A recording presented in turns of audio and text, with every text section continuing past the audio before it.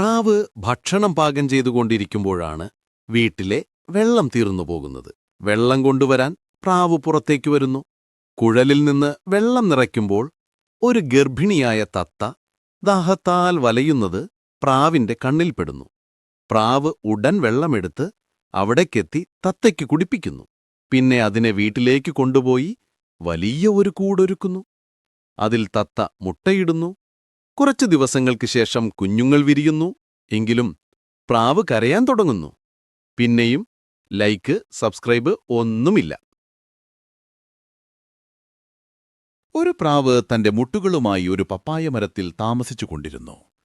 ഒരു ദിവസം പ്രാവ് ധാന്യം കൊത്താൻ പറന്നുപോയി. അപ്പോൾ കപടനായ കാക്ക കൂടിനടുത്തേക്ക് വന്ന് അവയിലെ ഒരു മുട്ട തിന്ന് പ്രാവ് തിരികെ വരുന്നതിനു മുമ്പ് അവിടെ നിന്ന് പറന്നുപോകുന്നു. പ്രാവ് മടങ്ങിയെത്തിയപ്പോൾ തകർന്ന മുട്ടകളെ കണ്ട് കരഞ്ഞുപോകുന്നു. അത് ചെയ്തതാരാണെന്ന് പ്രാവ് മനസ്സിലാക്കി. ആ ദുഷ്ടകാക്കയെ പിടിക്കാനായി പ്രാവ് കൂടിൽ നിന്നകലെയുള്ള ഒരു ഉയർന്ന കൊമ്പിൽ ഒളിച്ചു. കുറച്ചു നേരത്തിനു ശേഷം ആ കപടകാക്ക വീണ്ടും മുട്ടകൾ തിന്നാനെത്തി.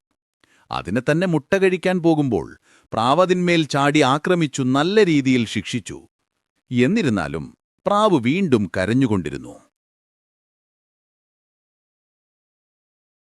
നദിയുടെ കരയിൽ ഒരു പ്രാവ് കൂടുപണിയുന്നു.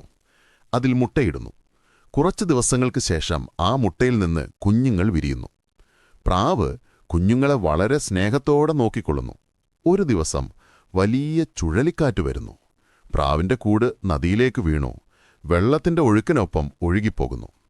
അപ്പോൾ ഒരു മുതല ആ കൂടിനെ തന്റെ പുറത്തെടുത്ത് സുരക്ഷിതമായി നദിയുടെ കരയിലേക്കെത്തിക്കുന്നു.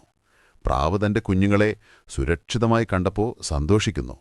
പക്ഷേ എങ്കിലും കരഞ്ഞുകൊണ്ടിരിക്കുന്നു. പിന്നെ ലൈക്ക്, സബ്സ്ക്രൈബ് ചെയ്തില്ല.